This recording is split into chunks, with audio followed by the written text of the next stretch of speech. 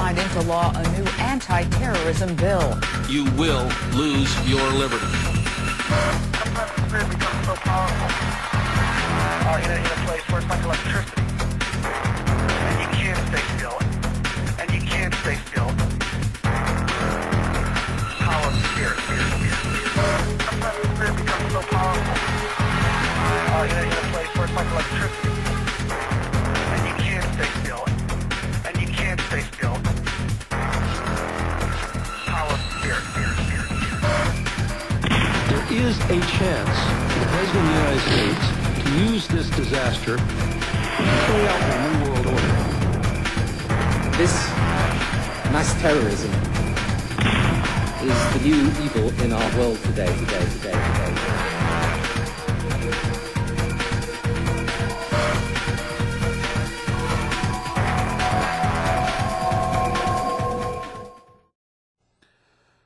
Hello, my friends. I'm Alex Jones, and we're beginning the month of May 2004.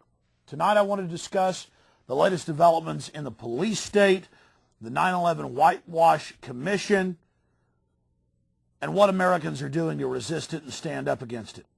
Again, thank you for joining us. The websites are Infowars.com, PrisonPlanet.com, and now PrisonPlanet.tv. Here's just some of the news we'll be going over. U.S. General suspended over abuse. And we've seen the photos, the video of Iraqis being tortured brutally at the old prison outside the Baghdad airport that the CIA asset Saddam Hussein had used. So again, the apple that fell from the tree that was Saddam engaged in torture, and his masters are engaging in torture.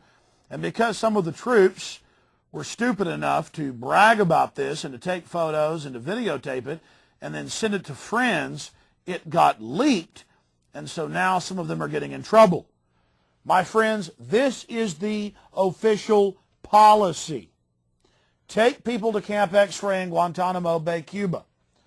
Take them to the different airports in Afghanistan where they have huge torture centers set up. Take them to the different prisons around Iraq and torture them. The government, the CIA, has been on national television saying torture is good. Rubber hoses, electrodes are good. But at the same time then saying that Saddam Hussein, who they like to call Saddam Insane, tortured people, so he was bad.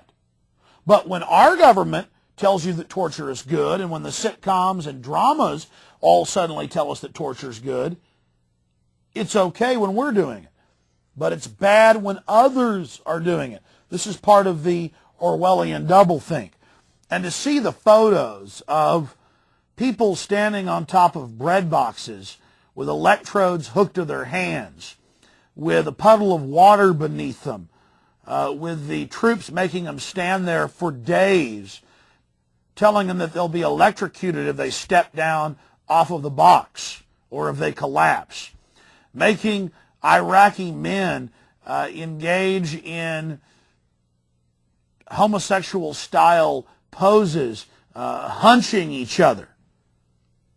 These are some of the most brutal forms of torture imaginable.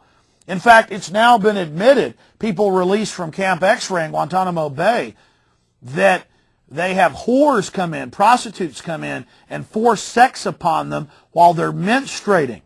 This is the equivalent of making a Muslim drink a gallon of pig lard.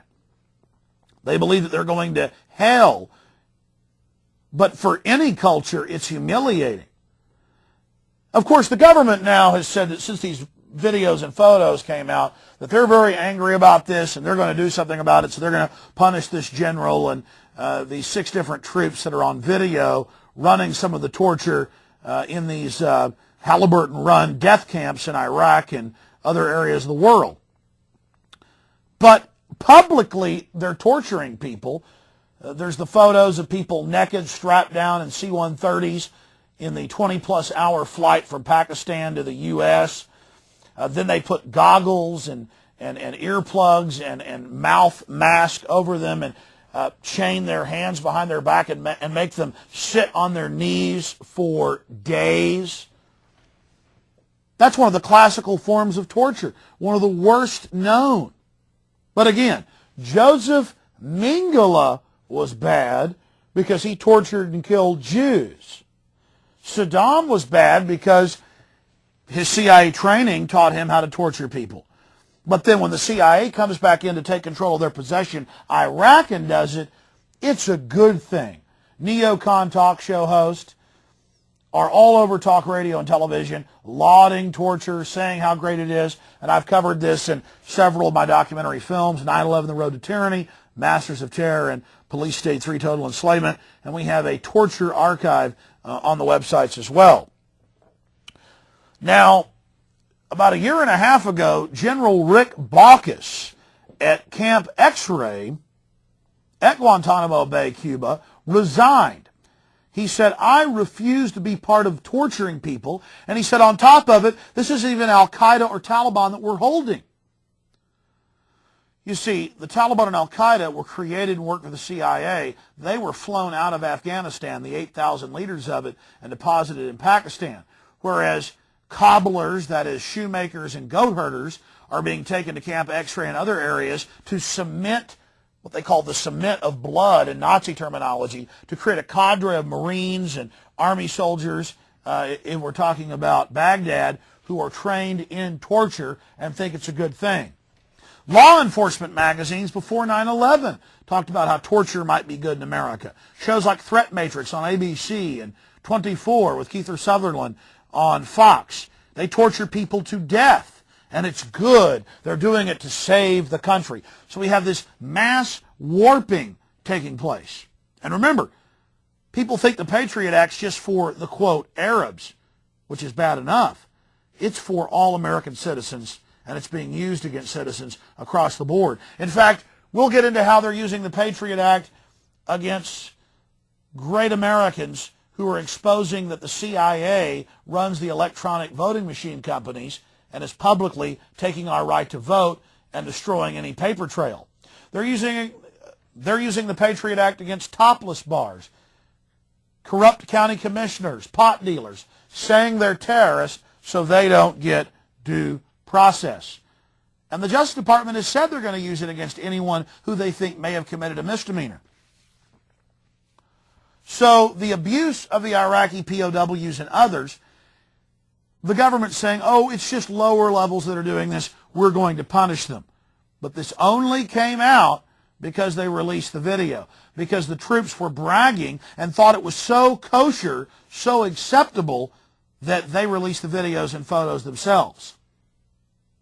Again, the head general at Camp X-Ray quit a year and a half ago and told the Associated Press, we're torturing people, it is wrong.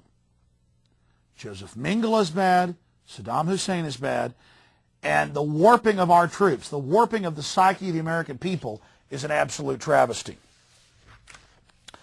Now, a lot of people say that, hey, I don't have to worry about this. I'm not in the military. I didn't volunteer. My friends, 2 years ago, we first learned of legislation introduced in the Congress for the Universal Service Act, or the Universal Compulsory Service Act, 2 different versions. In one version, 18 to 26, you will be drafted, men and women. In another version, it's 18 to 49. I have seen 12 separate pieces of legislation to bring back the draft. But as the government prepares the draft boards, which they've been setting up for 6 months, as they commission the studies of how to sell this to us, when I talk about it, people are in such denial, they can't believe it. They can't face it. They can't deal with it. And what's interesting about many of these different pieces of legislation that would bring back conscription or the draft is that they say that a lot of the millions of people they're going to draft won't serve in the 60-plus countries on the New World Order's hit list. You're going to be forced to serve in a group called Secure Corps, a division of AmeriCorps, now under FEMA. And they described it in the Philadelphia Inquirer in 2002, when we first learned of it, as warrant service, fugitive apprehension, assisting police at checkpoints, weird environmental movements, neighborhood tattletale squads. All the control freaks turned loose looking for terrorists and, quote, criminals. See, now the war on terror is about criminals. Homeland Security is putting up software in the cameras that are all over your street corners to scan your license plate. If you haven't paid a parking ticket, they alert the police and they can now pull you over without even running your license plate. People who haven't paid tickets try to fly on planes, and through the CAPS 2 system, they're arrested. Nothing to do with terrorism. All about control. A tiny town in Florida of 321 people has, with a Homeland Security grant, put in 12 cameras that infrared scan all the license plates and run a background check on every person driving through the town. And that was in USA Today. But that's just one town. It's happening nationwide. So for those that aren't aware of it, the police state is here. And the draft or conscription is nothing but modern slavery.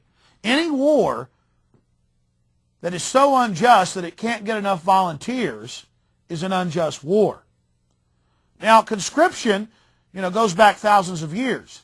300 years ago, the British would knock you on the head and drag you away from your town and put you on a ship as part of a press gang. Black people were grabbed from Africa. Others were captured and taken as slaves.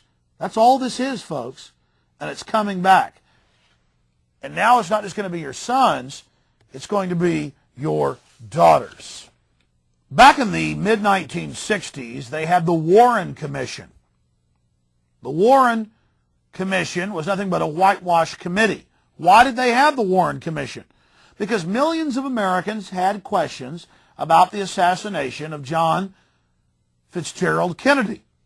They wanted to know what really happened. They had questions. So the tactic is bring in a kangaroo commission that will act like it's doing an investigation and then support all the findings of the government that had killed Kennedy because he was getting us out of Vietnam, trying to abolish the Federal Reserve. He learned of Project Northwoods, the U.S. government planned to carry out terror attacks for a war with Cuba and the Soviet Union.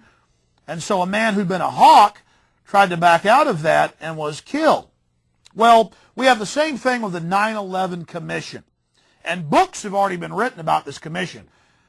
Thomas Keane, the chairman, is in business with the bin Laden family. The head staffer of the committee helped write Condoleezza Rice's book, had to secretly testify to the commission because, quote, he'd been involved in the 9/11 activities on the day of 9/11. 4 of the members of the commission are on the Council on Foreign Relations. All they're calling for is a domestic CIA, giving up our liberties, expanding the Patriot Act. In fact, they admit that Bush's approval rating got boosted by the commission. People like Sybil Edmonds, the FBI translator, who was ordered to falsify transcripts of NSA intercepts that the government had confirmed and gone over, showing plans to fly planes into buildings with specific targets in U.S. cities.